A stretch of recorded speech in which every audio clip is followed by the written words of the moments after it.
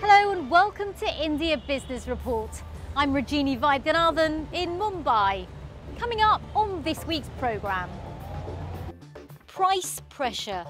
How high inflation's influencing consumer spending. Critical for crops.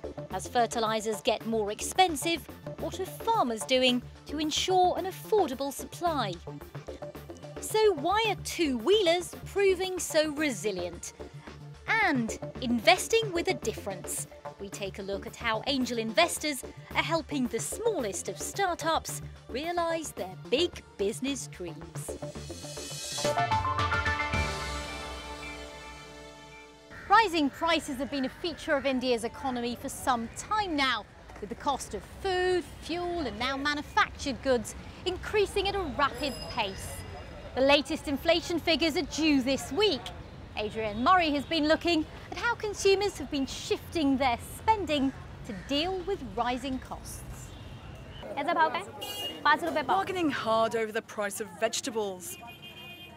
Now let's take a look at some of the business stories which have been making the headlines this week. India's textile minister Dayanidhi Maran has resigned following allegations he was involved in the 2G licence telecom scandal. He denies accusations that he coerced the founder of mobile phone firm Aircel to sell off his stake to a firm he favoured.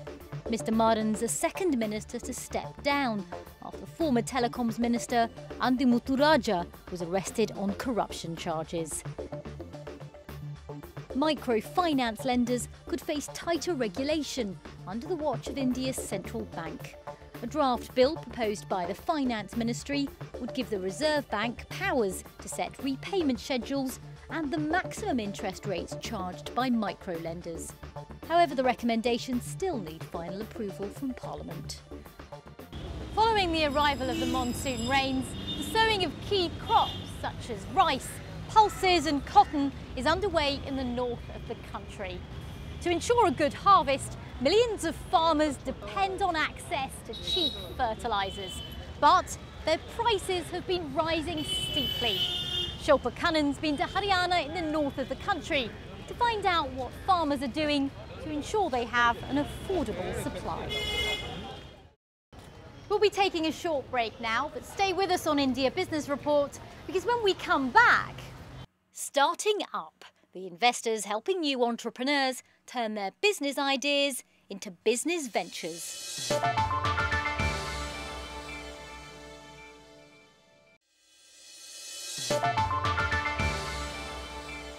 Welcome back to India Business Report with me, Rajini Vaidyanathan in Mumbai. The airline industry has had tough times in recent months, with high fuel costs and competition over ticket prices eating away at profits. But in one sign of confidence about the future, the low-cost carrier Go Air has recently revealed a multi-billion-dollar order for more than 70 new planes. Adrienne Murray spoke to Go Air's managing director Jay Wadia, who told her India holds huge potential for airlines to expand at home. More than 1 million motorbikes were sold in India in the past month by the top 3 manufacturers alone. Sales of two-wheelers are growing strong, despite high interest rates and rising fuel costs. At the same time, car purchases have slowed to a 2-year low. So, what is it about the two-wheeler that makes it so resilient? I've been finding out. A blessing for a bike. Jay Prakash is following Hindu tradition by doing prayers for his new purchase. He's been saving for a set of wheels for some time. Buying a bike has been a dream for me. I'm so happy. He's just one of more than 1 million happy customers this past month. Bikes are seen as an attractive purchase because they can be bought outright in cash or require fewer funds to be borrowed. Down payment 26,000 tak chalega. Which is why sales of two-wheelers are holding strong in India despite the rising cost of living. Before we were used to sell 20 bikes in a month. Now the sale has come up. It has come to 40 bikes in a month. That's double. All this comes at a time when sales of cars are slowing down. Experts say high interest rates are making it much harder for people to borrow the money to buy four-wheelers, which is why sales of two-wheelers are really taking off. Imran runs his own tourism consultancy. As an entrepreneur, he says bikes are more cost-effective and fuel-efficient and help keep his overheads low. Bike is compared to four-wheeler is much cost effective because we don't have to pay to the parking charges and the fuel, we don't need to pay much more for the fuel, and apart from that, parking cost as well as maintenance cost is very low. Sales are soaring, and it's good news for the motorbike industry. The company Bajaj said last month it registered its highest ever sales. Hero Honda also reported a record-breaking first quarter. This advert, aimed at a younger audience, shows the glamorous side of two-wheelers. But here in India, motorcycles are a fixture for many working families, an affordable way to weave in and out of busy traffic in both rural and urban areas.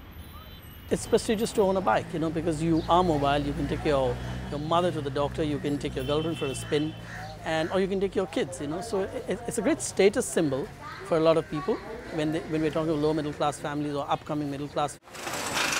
Production of two-wheelers topped 13 million units last year, a figure which is expected to double by 2015. With more foreign bike companies also setting up here in India, the two-wheeler industry looks set to go up a gear in the coming months. Starting out as an entrepreneur can be tricky, especially if you lack both money and business experience. But help is at hand. Growing networks of so-called angel investors are spreading their wings across India, offering even the smallest of startup not just money, but all-important advice. Adrienne Murray's been to Pune to find out more. Well, that's all we've got time for on this week's programme, but do make sure you join us next week when we'll be asking the question, what will it take to turn around Air India, the country's troubled national carrier?